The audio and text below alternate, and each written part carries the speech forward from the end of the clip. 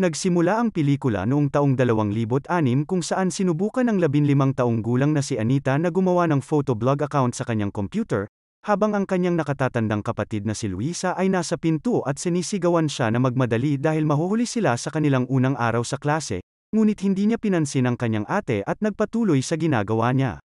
Nang mainis sa sigaw ng kanyang ate, sinabi niya na hindi na siya makapaghintay na tumanda. Pagkatapos ay matagumpay niyang nagawa ang kanyang photoblog account at nilagay ang kanyang unang larawan dito. Ang eksena ay lumipat sa taong 2021 nang si Anita ay 30 taong gulang na. Siya ay nakatira sa isang lumang apartment at wala pang nakakamit na makabuluhan sa kanyang buhay hanggang ngayon.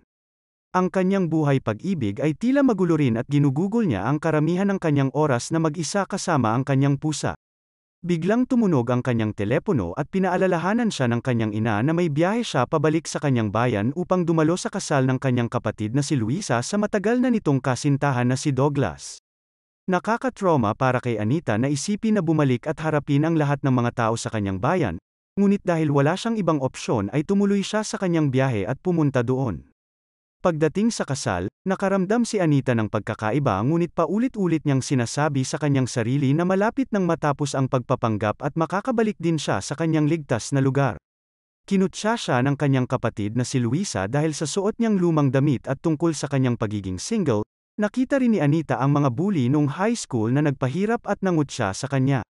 Pagkatapos ay dumating ang kanyang matalik na kaibigan na si Enrique at pinagtanggol siya mula sa mga bully. Tuwang-tuwa si Anita na makita ito at tila may crush siya dito. Nagsimulang mag-usap ang dalawa ngunit nang magtanong si Enrique tungkol sa kanyang buhay sa lungsod, nahiya siya at nagtungo sa banyo. Pagkatapos ay nakita ni Anita ang kanyang pinsan na si Carol at natuklasan na hindi maganda ang kalagayan nito. Noon pa man ay naghahangad itong maging isang Olympic champion ngunit dahil sa kanyang asawang si Eduardo ay sumuko na siya sa kanyang mga pangarap. Tahimik lang siya sa kanilang relasyon at walang kontrol dito dahilan kung bakit magulo ang kanyang buhay. Maya-maya sa banyo ay nahuli ni Anita si Eduardo na nakikipaghalikan sa ibang babae. Nang makita ito ni Anita ay nagalit siya at nagsimula siya sa pagsigaw kay Eduardo. Nakakuha ito ng maraming atensyon at sinabi niya sa kanyang pinsan kung gaano kasama ang kanyang asawa. Sa kabilang banda ay sinubukan ni Eduardo na magbigay ng katwiran sa pamamagitan ng pagsasabi na si Anita ay sinubukan na magpapansin at dumiskarte sa kanya. Dahil sa kaguluhan, si Luisa ay nagalit sapagkat ito ang kanyang espesyal na araw at inakusahan niya si Anita bilang kulang sa atensyon na hindi man lang makontrol ang emosyon kahit sa loob lang ng isang araw. Nasasaktan at napapahiya, si Anita ay nagmadaling pumunta sa dati niyang silid at humiga sa kanyang kama, nagnanais na makabalik sa pagiging 15 taong gulang at baguhin ang kanyang buhay. Binuksan niya ang kanyang lumang computer at naalala na noong siya ay 15 taong gulang ay gumawa siya ng isang account sa photoblog. Nakakagulat na alam niya pa rin ang kanyang password pagkatapos ng ilang taon. Pagkatapos ay bigla na lang siyang nakabalik sa taong 2006 nang siya ay 15 taong gulang pa lamang.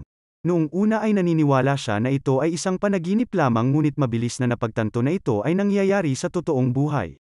Napagtanto din niya na sa kabila ng kanyang edad, alam niyang matanda na siya at kayang mag-isip at makaramdam na parang 30 taong gulang. Nagpasya siya na gagamitin niya ang pagkakataong ito para ayusin ang mga bagay dahil binigyan siya ng pangalawang pagkakataon. Nalaman niyang buhay pa ang kanyang ama at tumakbo upang makita ito ngunit sa kasamaang palad ay umalis ito para sa kanyang paglalakbay bago pa man siya makalapit dito. Pagkatapos, sina Anita, Enrique at Carol ay pumasok sa kanilang unang araw sa paaralan na natatakot na apihin ng mga nakatatanda. Alam na niya ang mangyayari sa pagkakataong ito kaya nagtago siya sa silid-aklatan kasama si Enrique. Samantala, si Carol ay iniligtas ni Eduardo na walang balak na seryosohin siya. Mula sa kanilang pag-uusap, makikita natin na may crush si Enrique kay Anita ngunit kinakabahan siyang yayain ito at hindi rin ito alam ang nararamdaman niya. Pagkatapos, nakilala nila ang isang bading na lalaki sa silid-aklatan na nagngangalang Cesar. Agad silang naging magkaibigan at inamin ni Cesar na sa kabila ng pagiging isang senior, kailangan niyang magtago sa mga bully araw-araw dahil iba siya sa kanila. Maya-maya, akala nila ay umalis na ang mga bully kaya sila ay lumabas, ngunit dumating ang mga lalaki na sina Eduardo, Fabricio at Joel at nagsimula silang ipahiya. Si Eduardo ang pinakamasama sa kanila habang si Joel ay nadamay lang sa kanyang mga kaibigan. Subalit sa pagkakataong ito ay hindi na sila hinayaan ni Anita at isa-isa silang pinahiya habang sinasabi kung gaano kahirap ang magiging buhay nila sa hinaharap.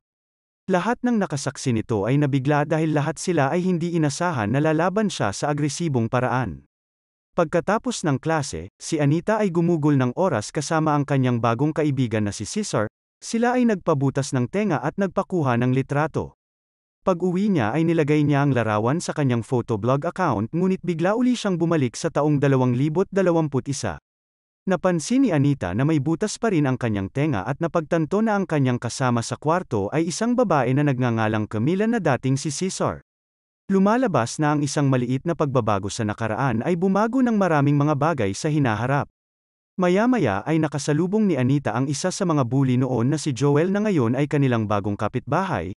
Naalala niya kung paano siya ininsulto ni Anita noon at sinabi na dahil sa kanya ay maayos na ang kanyang buhay. Pagkatapos ay ipinaalam sa kanya ni Camila na nakatanggap siya ng isang follow request sa Instagram mula sa isang lalaki na nagngangalang Leonard, na naging crush niya noong high school ngunit sinabi din niya na sapat na ang iniluha niya para dito at saka tinanggal ang follow request. Samantala, si Anita ay tuwang-tuwa sa kanyang bagong buhay dahil mukhang mas maayos siya dito at ang kanyang apartment ay maganda rin. Pagkatapos ay bumalik siya sa kanyang photoblog upang makita kung ano ang ginawa niya noon ngunit bigla na naman siyang bumalik sa taong 2006, napagtanto niya na ang photoblog ay isang portal para sa paglalakbay sa oras at nagpasya siyang gamitin ito ng permanente. Pagkatapos ay plinano niyang ihiwalay si Carol kay Eduardo dahil gagawin lang miserable ng lalaking iyon ang buhay ng pinsan niya sa hinaharap. Magde-date na sana sina Carol at Eduardo subalit kinumbinsi niya ito na masamang tao at manloloko si Eduardo. Hindi naniwala si Carol at tinuturing na isa itong mabuting tao kaya nilapitan ni Anita ang nakatatandang kapatid ni Cesar na si Fabricio at humingi ng tulong na ilayo ang kanyang pinsan sa lalaki. Si Fabricio ay matalik na kaibigan ni Eduardo kaya't marami siyang alam na mga maling gawain nito na maaaring makatulong, may nararamdaman siya para sa ate ni Anita kaya pumayag siyang tulungan ito pero ang kapalit ay irereto niya siya kay Luisa. Ipinakilala ni Fabricio ang kaibigan niya sa ibang babae at naghanda ng date para sa kanila.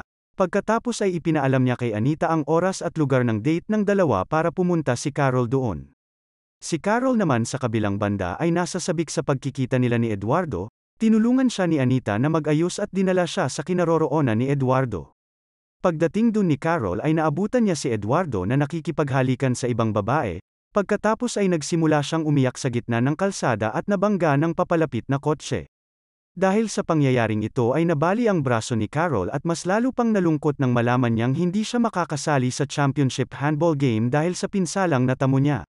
Dumating sina Enrique at Anita sa ospital upang mapasaya siya sa mahirap na sitwasyong ito. Pagkatapos ay tinanong ni Carol si Anita kung paano niya nalaman na manloloko si Eduardo ngunit sumagot si Anita na nahulaan lang niya ito dahil masamang tao si Eduardo. Maya-maya ay nakipagkita si Anita kay Fabricio at hiniling sa kanya na manahimik tungkol sa kinalaman nila sa aksidenteng nangyari kay Carol. Gayunpaman ay nagsimula itong takutin siya gamit ang impormasyon sa nangyari kay Carol at gusto nitong ipares niya siya sa kapatid niya. Si Anita ay nag-aalala kung paano niya magagawang mapapayag si Luisa na makipag-date kay Fabricio, dahil siya ay may kasintahan na at iyon ay si Douglas na pakakasalan niya sa hinaharap. Maya-maya ay makikita natin na sinusubukan niyang mapapayag ang kanyang kapatid na makipag-date kay Fabricio habang naglalaro ng Truth or Dare. Kahit na gusto ni Luisa si Fabricio, siya ay tumanggi dahil siya ay may karelasyon na. Kasama ni Eduardo ang isa pa niyang nobya nang lapitan sila ni Joel at ipinaalam sa dalaga na nililigawan din ni Eduardo si Carol, at nang makita silang magkasama ay naging sanhi ng isang aksidente. Sinabi rin ito sa kanya na sina Fabricio at Anita ang may kasalanan sa lahat ng kaguluhang ito. Nang marinig ito ng kasintahan ni Eduardo ay nagalit ito at ibinunyag ang impormasyon sa buong paaralan at hindi nagtagal ay nakarating din ang lahat kay Carol. Pagkatapos, lahat ng tao sa paaralan ay sinisisi si Anita sa aksidenteng nangyari kay Carol at tinawag siyang masamang tao. Doon ay nahiya si Anita sa kanyang sarili at pumunta sa kanyang lihim na taguan. Maya-maya, lumapit si Enrique sa kanya at sinubukan na magtapat ng kanyang damdamin, gayunpaman ay hindi niya pinansin ang mga pahiwatig nito at inamin na siya ang may kasalanan sa aksidente na nangyari kay Carol. Nang marinig ito ni Enrique, nakaramdam ito ng pagkadismaya sa kanya kaya si Anita ay naglakad na palayo. Pagkatapos nito ay nakipagkita si Anita kay Cesar at sa kaibigan nitong si Leonard sa isang kainan, doon ay naalala niya ang dalagang si Camila na nagsabi sa kanya tungkol sa crush niyang si Leonard. Para tulungan si Caesar, ibinunyag niya ang nararamdaman nito para kay Leonard at hinikayat na maging sila na lang. Nang marinig ito ni Leonard ay nagalit siya at sinabing hindi siya bakla. Naniniwala siyang inutos ni Caesar kay Anita na sabihin ito, kaya tinapos niya ang pagkakaibigan nila ni Caesar at lumayo. Ngayon si Caesar ay galit na kay Anita dahil siya ang naging dahilan ng pagkawala ng kanyang matalik na kaibigan. Sa kabilang banda, si Carol ay nagagalit din kay Anita dahil sa pakikialam niya sa kanyang personal na buhay. Pagkatapos ay dinalaw siya ni Enrique sa ospital upang mapagaan ang loob niya at sila ay nagkaroon ng isang matamis na sandali. Matapos ang ilang sandali, sinabi ni Fabricio kay Anita na mahal niya si Luisa at gusto lang niya itong mapasaya. Naiintindihan ito ni Anita at humingi ito ng tawad sa kanya dahil sa hindi niya pagkumbinsi sa kanyang kapatid. Nang dumating si Luisa at ang kanyang ina, si Fabricio ay umalis. Sa loob ay nagsimulang magplano ang pamilya para sa ika-17 kaarawan ni Luisa. Bumili rin ng damit si Luisa para kay Anita at sinabihan siyang subukan ito. Pagkatapos ay isinuot ni Anita ang damit saka binuksan ang kanyang photoblog. Doon ay muli siyang napunta sa hinaharap at sa kasalukuyan ay natuklasan ni Anita na hindi na niya kasama sa bahay si Camila dahil sa kanyang mga aksyon sa nakaraan. Gayunpaman, siya ay nabigla nang malaman na nobyo niya si Joel. Nalaman din niya na si Carol at Enrique ay nagpakasal na 5 taon na ang nakalilipas at siya ang maid of honor. Sumama ang pakiramdam ni Anita pagkatapos marinig ito at napagtanto na mayroon siyang nararamdaman para kay Enrique. Si Joel ay sinubukan siyang hagkan ngunit tumanggi siya dahilan kaya nagalit ito at umalis. Pagkatapos ay naalala ni Anita ang nakaraan at napagtanto niya kung ano ang gustong sabihin sa kanya ni Enrique noon. Nagsisisi siya na hindi niya napansin ang kanyang nararamdaman ngunit ayaw din niyang masira ang kaligayahan ni Carol. Hindi siya masaya sa kasalukuyan kaya binuksan niya ang photoblog kung saan siya ay naglakbay uli pabalik sa nakaraan. Noong taong 2006 ay tuwang-tuwa si Anita na bumalik na ang kanyang ama mula sa kanyang paglalakbay at dahil malapit na itong mamatay. Sinabi niya sa kanya na sinubukan niyang tulungan ang kanyang mga kaibigan ngunit palpak lahat ito at wala nang kumakausap sa kanya.